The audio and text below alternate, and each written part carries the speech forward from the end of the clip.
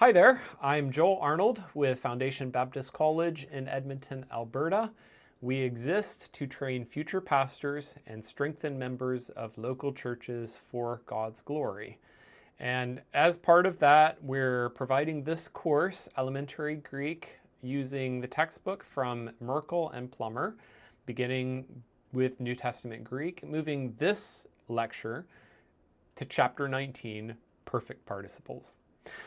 I talked about early on that people sometimes speak of participles as impossible or the big time when the test comes, whether I'm going to survive Greek or not. I don't think it has to be that way. I don't think it ought to be that way. Participles are, well, they're more manageable than people sometimes treat them. And towards that end, what I've tried to do is illustrate for you as you're working through the different forms, you can memorize a lot of forms with a little information. Okay, what we've done previous to now, we worked with the present participles and the present participles, yes, multiple different forms, but essentially reducible down to this. If you can learn these two charts, you know them. Similarly, we worked with the aorists, we saw some patterns. Sigma alpha is a defining part of that, but you know what? Ultimately doable. And that brings us to the perfect. What would you expect that maybe a perfect participle might have? Well, if you recall what we did with the perfect in our grammatical markers, we had two elements that were representative of the perfect. We have, for the perfect, reduplication and kappa alpha. Okay, these were the two elements I told you wanted to know. Kappa alpha, reduplication. By reduplication, instead of luo, lelu. And so our form that we ended up with for the perfects was lelu cos, representative of what we did in order to write out our perfect indicatives. Just a review, I'll put that perfect indicative up here. Here's that full paradigm. Okay, so what would you expect that I might discover now as I move to the perfect participles? Well, the perfect participles are going to also have some of the same characteristics. Take a look. What do you see as you look at these perfect forms? You want to pause the video, look for a second. How would you analyze what are the characteristics? Okay, well, a starting point is something we've seen a bunch of times now and you're tired of it. The article is my friend, the article never lies. The articles are consistent. Pay attention to the articles. The next thing you would pick up is, well, okay, sure, I have my stem, I have lu all the way throughout, great. But I have in front of it, yeah, no surprise, I have reduplication. Reduplication then, just like in the indicative, I'm seeing that as well in the participle. Okay, over here, I'm seeing a pattern, os, ea, s, n, c, os. I've got the same thing, something similar, different going on here. But otherwise throughout, I've got this infix here. Let's see the yellow. I've got caught. Caught as my infix all the way down. And then I just stick on my endings. Over here, I would have a theoretical caught plus c. And so this tau sigma, those go together. That's how I ended up with ca c. The tau just folds essentially into the sigma. There you go. You've got your perfect masculine forms.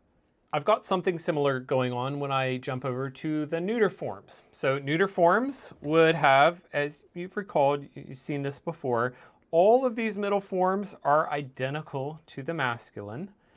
I have a slight difference over here and over here, but that actually matches what I would expect in the third declension. So third declension with the neuters, I generally have an alpha in that spot. I even have an alpha there in the second declension. And the nominative and the accusative, those match up. Whatever goes in the top goes in the bottom. Over here, you will need to memorize this form. Top matches the bottom. Bring it around to the accusative. You've got it. So when I put some of those together, what I'll end up needing to memorize, well, it's not too much. I need to memorize reduplication. I need to remember the caught infix. From there, I need to remember the masculine nominative singular and the neuter nominative singular, this spot on both charts because it's exceptional, but that's pretty much what I need for the neuter. Similarly, let's go to the feminine, and if we take a look at the feminine, I'll have the reduplication on the front. In the middle, my infix is qui, kappa, upsilon, iota. Otherwise, aas, aan, ion, is, as. Articles are the same. We've seen that before. Okay, so shall we? If I want to summarize that out into my kind of simplified form that I use in order to remember the entire perfect active, everything we've just looked at, I'll do this. 3-1-3, third declension, first declension, third, caught, qui in the middle. And then you really don't have to technically memorize this because it's just logical derives, la lucos, la lucas. If you remember what we did up above with the present I had luon, own here, on there. So there's some parallel to that own on down here, la lucos, o, ah. Okay, if that helps you or not, it's at least something. What do I do for the perfect middle? Well, first I'll show you the entire perfect middle form. So the perfect middle paradigm is going to also have reduplication all down it. And by the way, the perfect is like the present, middle, passive go together. Okay, so I don't have a separate passive form. Middle, passive are the same forms. But the perfect middle passive masculine, I'm going to have, well, look at it. What do you derive? What can you observe about it? Pause the video if you want. Reduplication, plus I have my stem in the middle. And then I've got a men ending. If you remember the present, I did amen. Okay, men ending. And os, u, o, an, oi, and oisus. Entirely straightforward. Down here I have the middle passive feminine. Actually very consistent.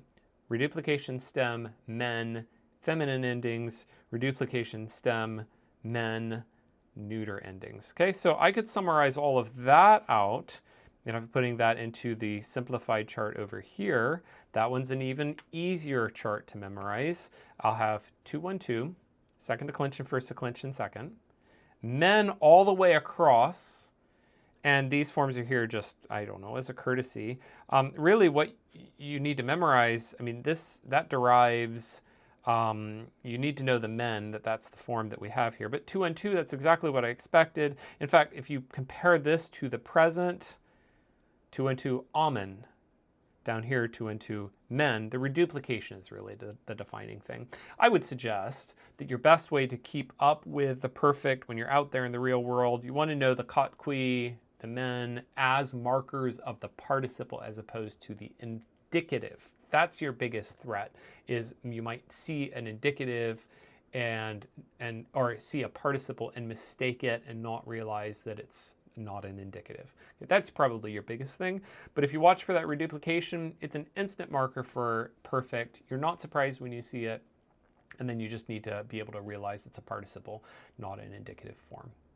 The other thing we talked about last time, we got into distinguishing out the three different ways that participles fit into sentences.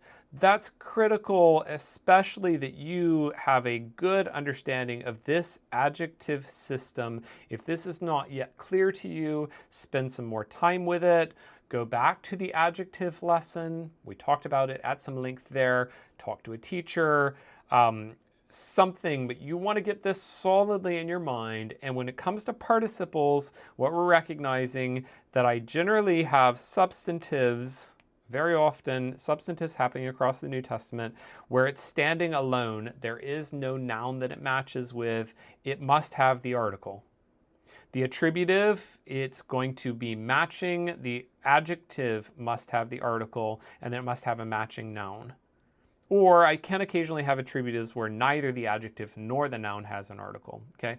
But expect here in attributive, the adjective, the verbal adjective, the participle, must have an article. And that left us down with a predicate, and that's kind of the hardest one, or the one that people have the most trouble getting their heads around. Because the markers here are that I do have a noun, I do have a matching adjective, or a matching participle. Noun, participle, they match. The difference is there is no article in front of the participle. That's our key. And we said that in at least the adverb form, we render that with an is type construction. God is good. Something like that. Well, what I want to just poke a little bit more is realizing that the predicate position with participles is a little bit more complex. One of the things I showed you last time, I ran a search of all of the participles, and then we tried just seeing what case those occur in. And if we do that pie chart based on case, we discovered that there is overwhelmingly a huge proportion of nominative case participles, much more than the others. Why? That really comes down to the predicate position participles. And so one of the characteristics of the predicate position participles, they happen the most often when they are modifying the subject of the sentence. Okay, so it will be in predicate position, it lacks an article, and the noun that it matches with is the subject. Okay, participle, anarthrous, subject is there. It might be a name. The subject might not even be specified. The subject is probably going to be inherently articular or inherently definite. So you see a sentence set up and a participle kind of dangling out there with no article on it. And one of the strong characteristics, because it applies to or it connects to the subject, well, what case would you think that this participle is going to be in? Think about it. It must match the subject. The subject will be nominative case. So one of the strong patterns here for you to remember is probably 90% of the time, predicate participles, and a lot of times we call these adverbial participles, predicate position participles will be nominative. And I just said something that all relates to this. Predicate position participles, I called them adverbial. Okay, recall way back when I talked about adjectives and how they work, I gave this example. I just wrote out a sentence. I have nouns and adjectives scattered about. Well, I had one of them, Joel greedily eats. Adjectives modify nouns, but what modifies verbs are adverbs. And what we're doing here with the participles are verbal adjectives, but when they modify the subject, that turns the situation into functionally something that's adverbial. Okay, I'm going to show you just 3 types of relationships that happen as adverbials. These are predicate position participles, and we'll end up translating these a slightly different way because they're adverbial, meaning they tell us something about how the verb is being carried out. The first example is a time structure. Okay, so let's read it down it. Now, Jesus, having been born in Bethlehem of Judea in the days of Herod the king. Now, a couple of things I'd say. You notice that this is genitive. Something else more complex is going on here. We'll have to learn about it basically in 3rd semester. So it's not an absolute rule that they're always nominative. But what is happening here is I've got Jesus matching in gender, number, and case. This is a participle. It has no article. Jesus is inherently definite because it's a proper name. So an anarthrous participle, it is in predicate position. And how does it translate over here? After Jesus was born. Okay, it's adverbial because it tells me something about how the verb was carried out, or the time. And that is the category for these that I'm showing you here, time, after Jesus was born. Let's go to a next example. Here, it was in the baptizing, this is actually an infinitive, while the people were being baptized, all the people. Jesus also had been baptized and was praying. Okay, both of them are in predicate position back to Jesus. Jesus also having been baptized. This is aorist, this is present, which is interesting. The baptizing happened before when Jesus had been baptized and he was praying. I would go ahead and give that ing in there, was praying, as the ESV represents. Okay, but do you see this word when? When Jesus. Well, the word hate is not in here. The when is actually coming from this participle relationship. It's predicate position. One of the predicate positions, or one of the adverbial types of translations, is time. And so when you see these adverbial or predicate position participles, you can render them with time. When, after, and those words are going to be granted by context. John 13, before the feast of the Passover, Jesus, he's the subject. Okay, now watch this, and it's a beautiful passage. Knowing that the hour was come, or his hour was come, in order that he should depart from the Father. This is a subjunctive we'll learn later. Or from this, that he should depart from this world to the Father. Jesus knowing, Jesus loving the ones who were his own in the world until the end, he loved them. Supper happening, this is a present, and this is in predicate position to supper. During supper, the ESV has rendered. The devil already having entered into the heart of Judas in order that he should betray him, Judas Iscariot. And now we're back to, actually it's assuming Jesus up here, but knowing, Jesus knowing, that all things were given to him, or that the Father had given all things into his hands, and that from the Father he had come, and to the Father he is returning. He is getting up from supper, and he is laying aside his garments, and taking a towel, he tied it around his waist. Okay, the structure of that, it holds out forever. Jesus knowing, loving, continue to the end.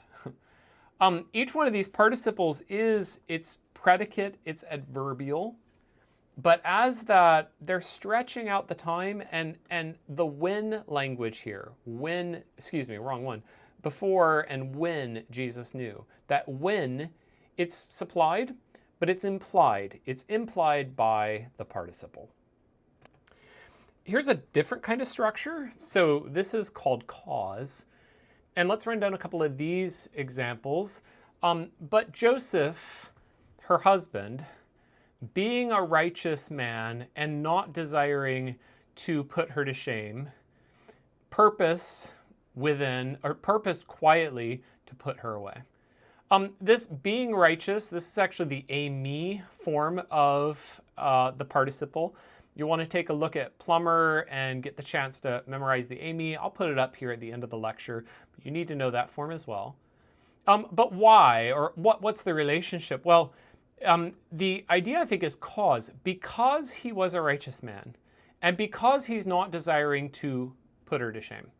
Okay, the implication is cause. Similarly down here, Jacob's well was there, therefore Jesus, wearied, or having been wearied, this is a perfect participle, great example for that, nominative singular, masculine nominative singular. Being wearied from the journey, sat down, or was sitting, imperfect indicative there by the well. Okay, Jesus having been wearied. Well, this is cause, because Jesus was wearied. And it would be valid or defensible to insert the word cause in here. Philippians 1:6, having been persuaded by this, that he who began a good work in you will complete it to the day of Jesus Christ. That the one who began, this is substantive, but this one right here is actually, it is in predicate position. And if I put that in context, Paul's idea is, I rejoice in your partnership until now, having been persuaded. Well, the cause, I rejoice because I have been persuaded. I'll do one more, and I'm just trying to illustrate for you kind of the idea of how the different participles can be lensed. This is called concession, and the concept of concession is contrast. So here, Jesus is rebuking them, having eyes do you not see. Okay, another way to say, even though you have eyes, concession means though, in spite of, though you have eyes, you don't see. Having ears, you do not hear. Okay, having, though you have ears, you don't hear. Romans 1:28. Because knowing God, they did not glorify him as God. Now think about the relationship of that, and you kind of have to hear, what would it imply? Because knowing God, they did not glorify him. Well, the idea is, even though, in spite of knowing God, they did not honor him. That's what ESV has represented, although. Philippians 2:6, beautiful passage here. Who, in the form of God being, did not regard a thing to be grasped to be equal with God. Or we would English smooth it out. He did not regard being equal with God a thing to be grasped. But what's the relationship? Being in the form of God, he did not do this thing. Well, it's in spite of, or although. Though he was in the form of God, he did not regard it this way. And our last passage here, whom, not having seen, you love. In whom, not yet seeing, you believe, or believing. But you are rejoicing with a inexpressible and glory-filled, having been gloried, joy. Okay, full of participles here. What's the relationship? Well, whom not having seen, ESV has rendered, though you have not seen him. Whom having not seen, you believe. They've rendered it again, though you do not see. It's concession. Okay, and I'm not putting those up there necessarily at this point for you to master how it works, for you to work with it and be able to identify these on your own. I don't think that's where you're at this point. But I do think what you could pick up from this is that there is complexity ongoingly with the participles. It's that translation side of participles that we'll pick up in third semester. We'll get into each one of these, we call them uses, particular translations of the participle. We'll zero in on exactly how some of this works when we get to a later semester. I do need, just because I promised it, and because I haven't done it to this point, to show you this is the form of a me. This is well represented in Plummer in your textbook. The good news on a me, this is the is verb, right? Is that you can take the participle forms we've learned, and this is from the present, just cut off the stem. Okay, luon, well, just cut off the lu, own. Luontos, cut it off. Ontos, onti, onta, ontes, here's the feminine. You already know this. You learned the luon form, or the luusa form, just cut off the stem. Same with the neuter, take off the stem, you have the a me form. And these will be translated, because it's a me, these will be translated as being. Being in the form of God was one of the passages, or one of the forms that we just looked at. It would be translated something like that. Congratulations. You have survived participles. There are a lot of charts, a lot of forms to learn. As I've said, if you can work through and kind of process how those charts work in their, I guess, more concise form, this is entirely doable. And you can work through just to remember how those work. Well, here it is again. Memorizing those forms, getting them solid. I still need to correct down here, but this is, of course, a third declension. But other than that, there are your charts. And you can learn all of these participles in a form just like that.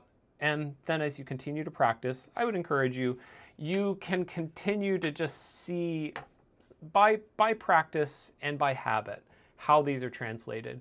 And participles, as you continue to see them everywhere, will become clear and useful for you. Participles are a beautiful part of translating. I hope even as you've seen me do some passages that you get a sense of that.